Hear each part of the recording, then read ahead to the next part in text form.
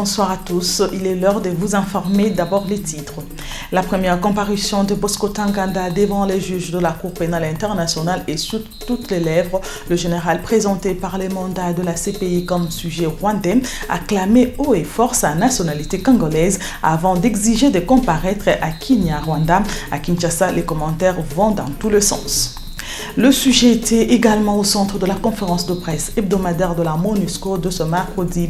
Paul Madidi a donné des explications sur la procédure à suivre dans cette affaire. Le feuilleton Ntaganda n'occulte pas la situation sécuritaire volatile au Katanga. Les acteurs politiques interrogés par notre rédaction exigent des explications sur cette affaire qui, une fois de plus, a terni l'image du pays.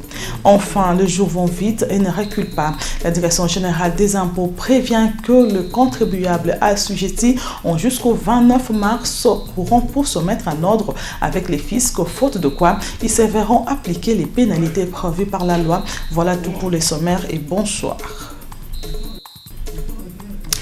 La première comparution de Bosco Ntaganda à la CPI et la situation sécuritaire au Katanga après les incidents du week-end dernier était au centre de la vidéoconférence organisée par la MONUSCO ce mercredi en son quartier général à Gombe.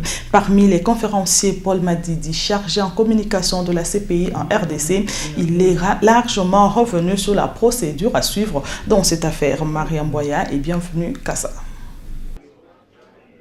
La première comparution de Bosco Ntaganda figure parmi les points abordés dans ce face-à-face de la MONUSCO et les professionnels de médias. Répondant aux questions de Chevalier de la Plume, Paul Madidi indique que Bosco Ntaganda est poursuivi pour plusieurs crimes, dont crimes de guerre et crimes contre l'humanité, commis en Ituri entre le 1er septembre 2002 et fin septembre 2003, éventuellement ceux qui jusque-là n'ont pas fait objet de mandat. Il est possible qu'il soit concerné par d'autres allégations des crimes, notamment dans le Kivu, dont la situation fait objet d'enquête du bureau du procureur. Mais pour l'heure, retenez que les faits pour lesquels il se trouve devant la Cour pénale internationale sont des crimes commis entre 2002 et 2003. Et nous espérons que la reddition et maintenant la présence de M. Bosco Ntaganda à la Cour pénale internationale, dans l'ensemble, par rapport à la paix à l'est de la République démocratique du Congo. Quant à la situation survenue ce week-end à Lubumbashi, la MONUSCO fixe les esprits. Qui revendique l'indépendance, si vous voulez, la sécession du Katanga par rapport au reste de la République démocratique du Congo. Le Katanga, où la menace est beaucoup plus sérieuse, la poussée qui avait été exercée par les forces armées de la République démocratique du Congo et la MONUSCO a poussé les FDLR vers le sud du Sud Kivu, donc le nord du Katanga, dans la zone de Bendera. Et nous avions déployé une force significative du bataillon béninois dans cette zone. Par ailleurs, la situation humanitaire reste préoccupante à travers le pays. 35 000 réfugiés centrafricains sont identifiés à l'Équateur et en province orientale. À Zongo, par exemple, la capacité d'accueil de cette ville risque de poser problème prochainement si l'on y prend garde. Pour sa part, Patrick Chiboui, assistant du chargé des sensibilisations des activités de la CPI à Kinshasa, a donné des explications sur l'audience de mardi. Il a précisé qu'il s'agissait que d'une audience de présentation de l'accusé. Les juges de la chambre préliminaire devaient déterminer les statuts de l'accusé et la langue qu'il choisit pour sa comparution. En ce qui concerne l'audience de confirmation de charge, elle est fixée au 23 septembre prochain. Christopher Kamanda. Bosco Ntaganda est-il rwandais ou congolais? Le flou persiste à ce sujet. Les demandes d'arrêt lancées contre lui par la CPI depuis 2006 le présentent comme un sujet rwandais, alors que le dernier communiqué rendu public mardi après sa présentation parle d'un sujet congolais. Du coup, il se pose plusieurs questions sur les charges qui pèsent sur ces seigneurs de guerre. Le bureau de la CPI à Kinshasa rassure. La Cour pénale internationale, en vertu de sa compétence territoriale, est compétente pour poursuivre toute personne qui commettrait des crimes relevant de son compétence dans le territoire de la République démocratique du Congo, dans la mesure où la RDC a ratifié le statut de Rome. L'inculpé Ntaganda a choisi le Kinyarwanda comme langue des comparutions. Dans l'opinion, beaucoup tiennent ce choix à son appartenance rwandaise. D'emblée, il a plaidé non coupable. Patrick Chiboui précise. À l'issue de l'audience de confirmation de charge, si les juges constatent qu'il y a des motifs substantiels de croire qu'il aurait commis des crimes relevant de la compétence de la Cour, ils vont confirmer les charges soit en totalité, soit en partie. Et ce n'est qu'à ce moment-là que le procès pourra commencer. Mais il faut retenir une chose. Donc, retenir une chose importante, c'est que pour le moment, M. Bosco Ntaganda continue à bénéficier, à jouir de la présomption d'innocence.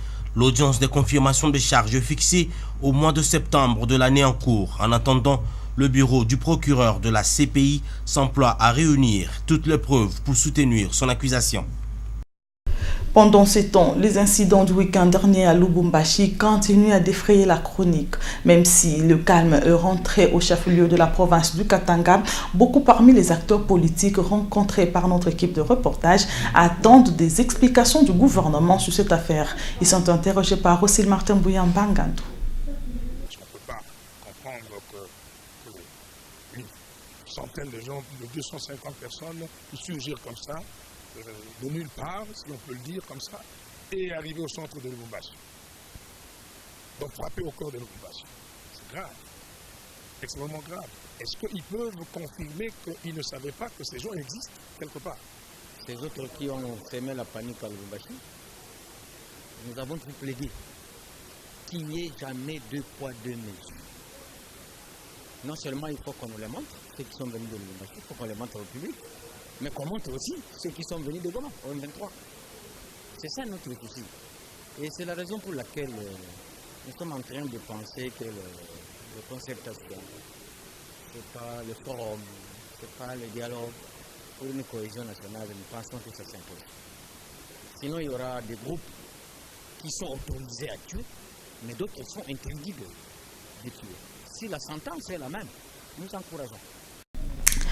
Nous restons à l'est du pays pour vous annoncer la visite ici à Kinshasa de la représentante du secrétaire général des Nations Unies en charge des questions de violence sexuelle. Bangoura a, au cours d'une conférence de presse ce mercredi à l'ambassade de Grande-Bretagne à Kinshasa, exhorté le gouvernement congolais à collaborer avec les Nations Unies pour la traque des auteurs de violences sexuelles dans la partie orientale du pays. L'émissaire de Ban Ki-moon s'est également entretenu avec les diplomates britanniques à Kinshasa, William Hague et Geneviève Inagossi, ministre congolais du genre, famille et enfants. Suivez.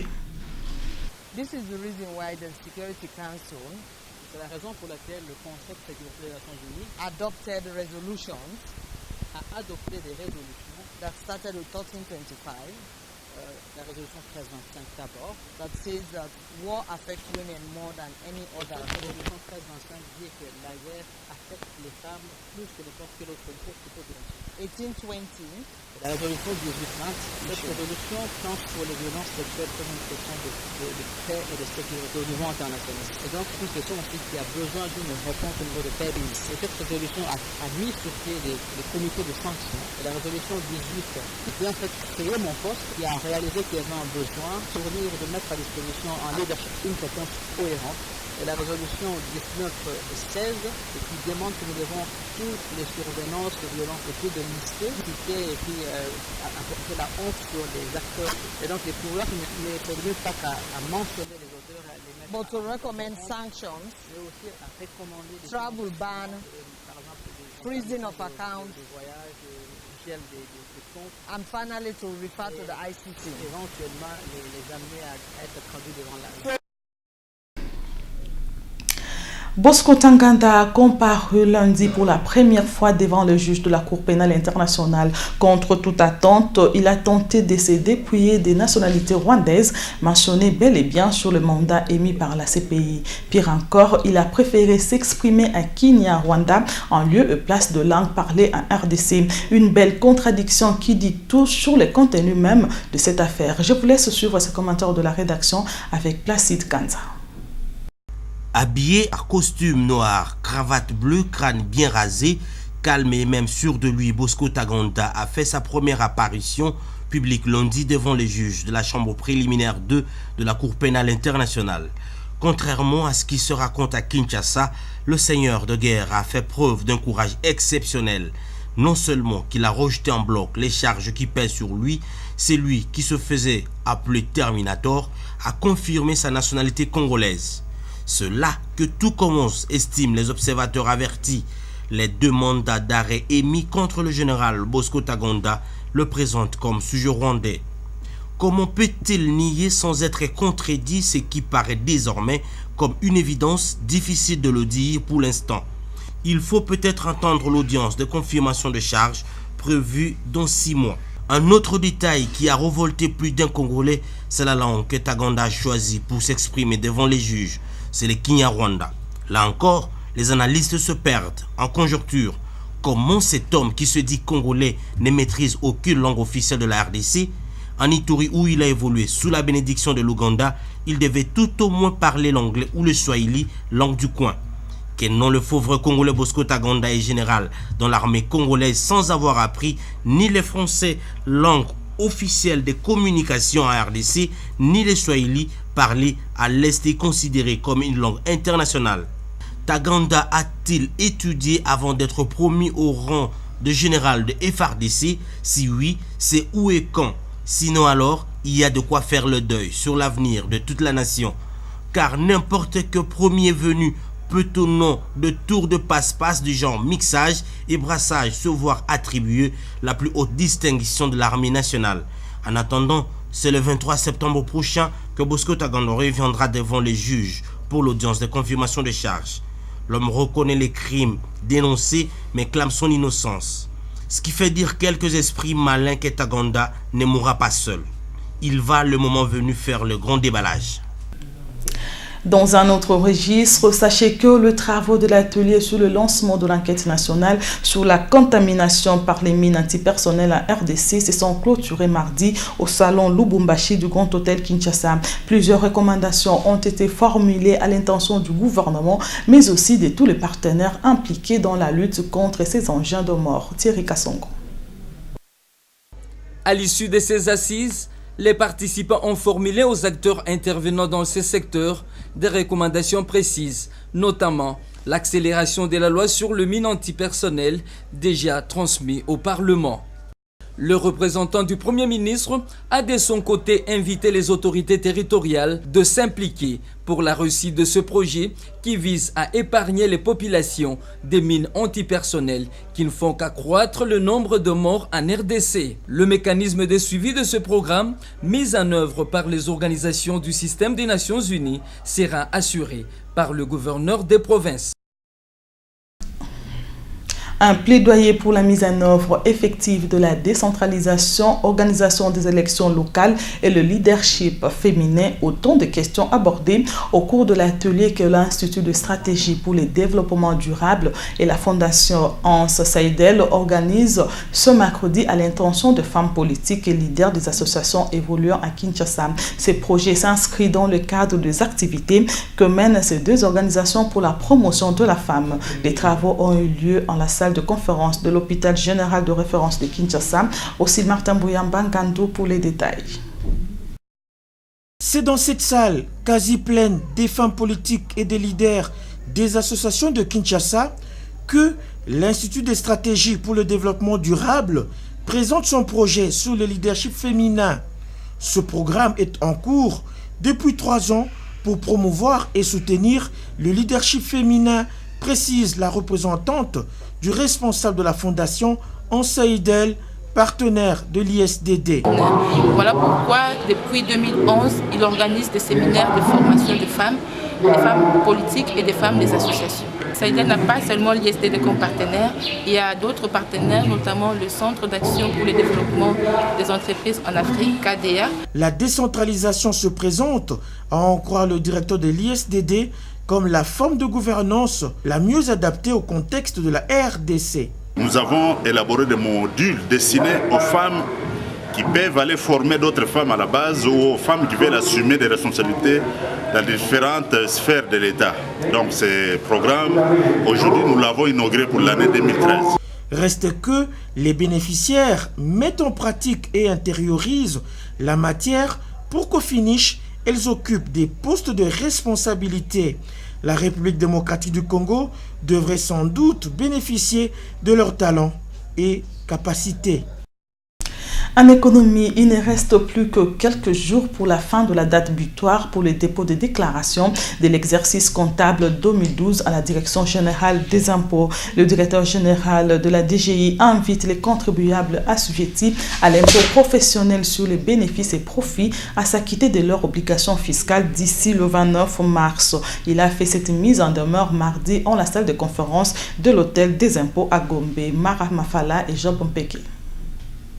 Tous les contribuables, tous ceux qui sont soumis à l'impôt sur les bénéfices et profits, de venir souscrire leur déclaration, et cela bien avant l'échéance, de manière à permettre à ce que leur paiement soit pris à compte à temps et qu'ils puissent éviter en fait les pénalités. Ceux qui n'auront pas souscrit leur déclaration à l'échéance s'exposent en fait à l'application de la procédure de taxation d'office. C'est-à-dire que l'administration n'ayant pas obtenu leur déclaration sera obligée de mettre à leur charge un impôt au regard des informations disponibles au niveau de l'administration. Et cela est assorti de pénalités. Et ces pénalités-là sont suffisamment dissuasives.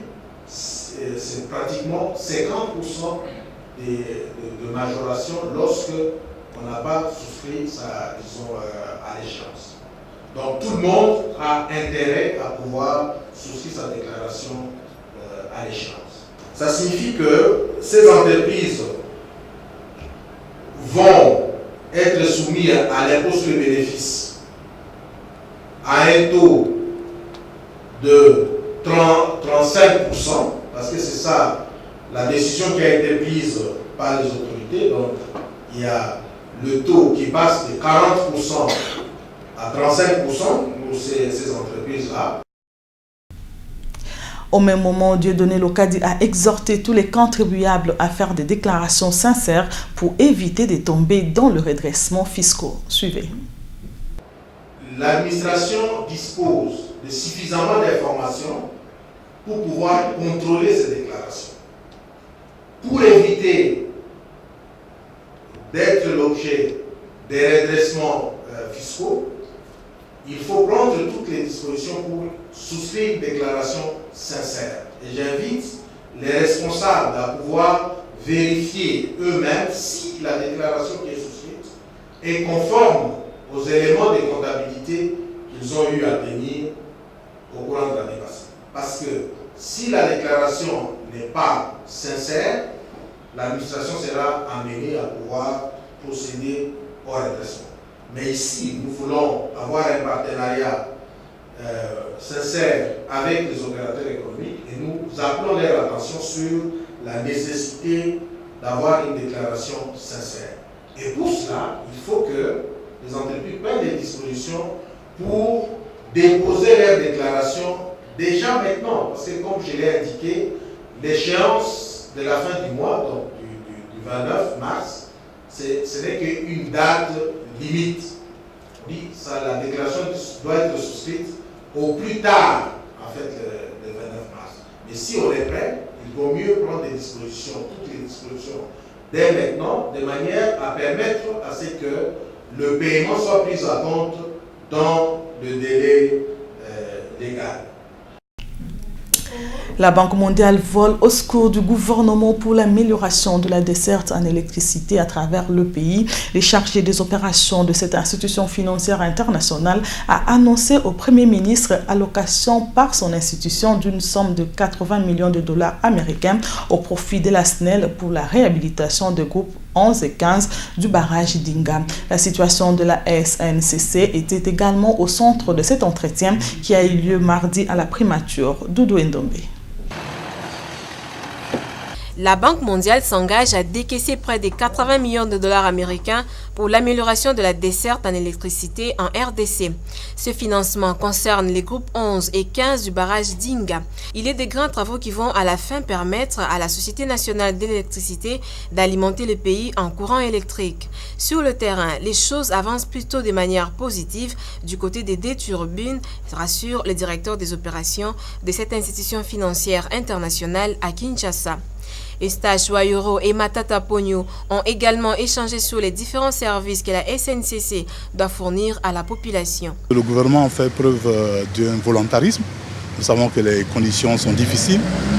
Le pays vient de loin.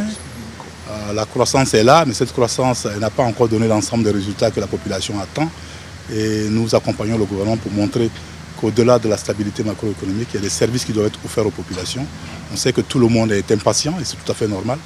Mais il y a des secteurs de la vie nationale sur lesquels nous avançons et nous venons apporter notre encouragement aux autorités et continuer de travailler avec ces autorités. En rapport avec la visite prochaine des enquêteurs de la Banque mondiale pour l'évaluation des indicateurs macroéconomiques, le Premier ministre a réuni ses principaux collaborateurs pour la dernière touche. L'objectif pour Matata Pogno est de glaner quelques places dans les rapports Doing Business 2014. Et Rosa Wazi nous rejoint ce soir pour lire le journal paru ce mercredi à Kinshasa, c'est la revue de presse. Un seul titre revient à la une du journal paru ce mercredi à Kinshasa. Le potentiel qui revient sur la première comparution à la Cour pénale internationale de Bosco Ntaganda estime que le seigneur de guerre joue à la diversion. Sa nationalité n'est pas connue. Le journal veut savoir si Bosco est congolais ou rwandais. Car contre toute attente, l'homme a tenté de se dépouiller de sa nationalité rwandaise, mentionnée dans les mandats d'arrêt émis par la Cour pénale internationale pour se réclamer citoyen congolais, alors qu'il a choisi Kinyarwanda comme langue de comparution. L'avenir qui relaye la même information va plus loin pour dire que ce sinistre officier a servi dans l'armée congolaise comme dans celle du Rwanda. Le confrère invite le gouvernement de la RDC à user de son influence pour que cesse cette anarchie qui fait que certains gens de l'Est du Rwanda ou Burundi bradent la nationalité congolaise devenue comme ils loquent dans la vraie valeur. Le phare s'interroge et demande pourquoi Bosco Ntaganda clame son innocence au moment où toutes les exactions dénoncées remontent en novembre 2002 et la CPI est derrière lui depuis 2006. Le confrère indique que malgré cela, il a soutenu le M23 pour aggraver sa situation. Le palmarès, quant à lui, indique qu'hier, c'était chaud à la haie. Le confrère reste convaincu qu'après la première révélation à la Cour pénale internationale de Bosco Ntaganda, les Américains ont donc été bien inspirés, estime le journal, d'avoir dépêché un agent de l'Anglais pour assurer la protection. De son côté, estime le graphique, l'homme doit encore attendre 6 mois pour l'ouverture ou non de son procès. C'est un véritable chemin de croix qui a commencé pour le nouveau locataire, conclut le confrère. L'observateur reste convaincu que le peuple congolais est très content de la détention de Bosco Ntaganda car les atrocités commises sous son commandement ont affecté des milliers de Congolais dans l'est de la RDC pendant plus d'une décennie. Attaque chez Katumbi, le première piste indique que les Katangais sont eux-mêmes de complices. Information à lire dans le journal Africa News. Pour le confrère, les cerveaux moteurs de ces attaques seraient un étranger visiteur de la MONUSCO. Ces connexions internes sont d'éminentes personnalités katangaises décidées à faire chanter Joseph Kabila et le gouverneur Moïse Katumbi afin de déstabiliser sa province. Et c'est la fin de cette revue de presse. Nadine Laying. Et merci Rosa Wazi pour cette revue de presse et merci à vous pour votre fidélité à Télé 7. Bonsoir.